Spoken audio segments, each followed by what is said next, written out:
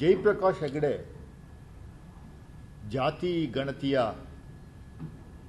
ಎರಡನೇ ಪರಿಷ್ಕರಣಾ ವರದಿಯ ಮುಖ್ಯಸ್ಥರಾಗಿದ್ದವರು ನಿನ್ನೆ ದಿವಸ ಮಾನ್ಯ ಮುಖ್ಯಮಂತ್ರಿಗಳಿಗೆ ಸೀಲ್ಡ್ ಕವರಲ್ಲಿ ಹಿಂದೆ 2015ರಲ್ಲಿ ಡಾಕ್ಟರ್ ಎಚ್ ಕಾಂತರಾಜ್ ಅವರ ವರದಿ ಏನೋ ಒಂದಷ್ಟು ಆಕ್ಷೇಪಗಳಿದ್ದು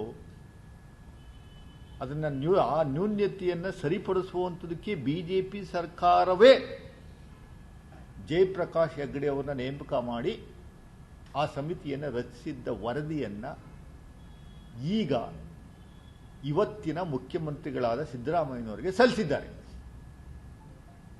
ಜನಸಾಮಾನ್ಯರು ಒಂದನ್ನು ಅರ್ಥ ಮಾಡ್ಕೋಬೇಕು, ದಯಮಾಡಿ ರಾಜಕೀಯವಾಗಿ ಇದನ್ನು ಬಳಸ್ಕೊಳ್ಳುವಂಥ ಒಂದು ವ್ಯವಸ್ಥೆ ಬಿಜೆಪಿಯವರು ಏನು ಅಳವಡಿಸ್ಕೊಂಡಿದ್ದಾರೆ, ಇದು ನಾಚಿಕೆ ಆಗಬೇಕು ಅವರಿಗೆ. ಜಯಪ್ರಕಾಶ್ ಹೆಗಡೆ ಅವರನ್ನ ನೇಮಕ ಮಾಡಿದ್ದ್ಯಾರು?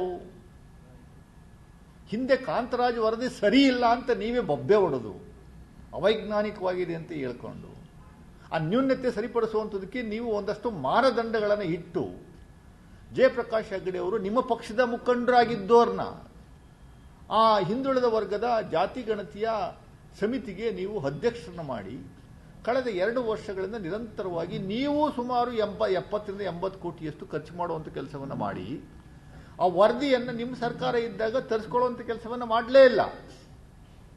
ಹಿಂದುಳಿದ ವರ್ಗದವರು SC ST ಮತ್ತು ಇತರ ಸಾಮಾನ್ಯ ಜನರು ನಿಮ್ಮ ಮೇಲೆ ಎಲ್ಲಿ ತಿರುಗಿ ಬೀಳ್ತಾರೋ, ಎಲ್ಲಿ ಚುನಾವಣೆಗೆ ತೊಂದರೆ ಆಗುತ್ತೋ ಅನ್ನುವಂಥದ್ದು ಏಕೈಕ ಉದ್ದೇಶದಿಂದ ಆ ರಿಪೋರ್ಟನ್ನು ನೀವು ಮುಂದಕ್ಕೆ ಹಂಗೆ ತಳ್ಕೊಂಡು ಹೋಗಿ ಈಗ ಬಿಟ್ಟಿದ್ದೀರಿ. 8-9 ತಿಂಗಳು ನಿಮ್ಮ ಸರ್ಕಾರ ಹೋದ ನಂತರ ಈಗ ಜಯಪ್ರಕಾಶ್ ಹೆಗಡೆ ಅವರು ಅವರ ವರದಿಯನ್ನು ಪೂರ್ಣವಾಗಿ ಸಮೀಕ್ಷೆ ಮಾಡಿ ನೀವು ಕೊಟ್ಟಂತ ಮಾನದಂಡಗಳ ಆಧಾರದ ಮೇರೆಗೆ ಆ ವರದಿಗೆ ಸಿದ್ಧಪಡಿಸಿರುವಂಥದ್ದು. ಬಿಜೆಪಿ ಸರ್ಕಾರ ಕೊಟ್ಟಂತ ಆಧಾರದ ಮೇರೆಗೆ ಈ ವರದಿ ತಯಾರಿ ಮಾಡಿ ಈ ವರದಿಯನ್ನು ಈಗ ಮಾನ್ಯ ಮುಖ್ಯಮಂತ್ರಿಗಳಾದ ಸಿದ್ದರಾಮಯ್ಯ ಸಾಹೇಬರಿಗೆ ವರದಿಯನ್ನು ಕೊಟ್ಟಿದ್ದೀರಿ. ಈ ವರದಿ ಒಳಗಡೆ ಏನಿದೆ ಅನ್ನುವಂಥದ್ದು ಯಾರಿಗೂ ಗೊತ್ತಿಲ್ಲ. ಜಯಪ್ರಕಾಶ್ ಹೆಗಡೆ ಅವರಿಗೆ ಬಿಟ್ಟರೆ, ಅವರ ಟೀಮ್ಗೆ ಬಿಟ್ಟರೆ ಬೇರೆ ಯಾರಿಗೂ ಗೊತ್ತಿಲ್ಲ. ಆದರೆ ಬನ್ನಿ ಶಿವಣ್ಣ, ಆದರೆ ನೀವು ಊಹಾಪೋಹಗಳ ಆಧಾರದ ಮೇರೆಗೆ ಮಾಧ್ಯಮಗಳ ಮುಂದೆ ಬಂದು ಜನಗಳಲ್ಲಿ ಗೊಂದಲ ಸೃಷ್ಟಿ ಮಾಡುವಂಥ ಒಂದು ಕೆಲಸ ಮಾಡ್ತಾ ಇರುವಂಥದ್ದು ಎಷ್ಟರ ಮಟ್ಟಿಗೆ ಸರಿ? ಅದರಲ್ಲಿ ಏನಿದೆ ಸ್ವಾಮಿ? ಯಾರ ವಿರುದ್ಧ ಇರುತ್ತೆ ಅದು ವರದಿ? 100ಕ್ಕೂ 100ರಷ್ಟು 7 ಕೋಟಿ ಜನಸಂಖ್ಯೆಯ ಪರವಾಗೇ ಇರುವಂಥ ಒಂದು ವರದಿ ಅದು.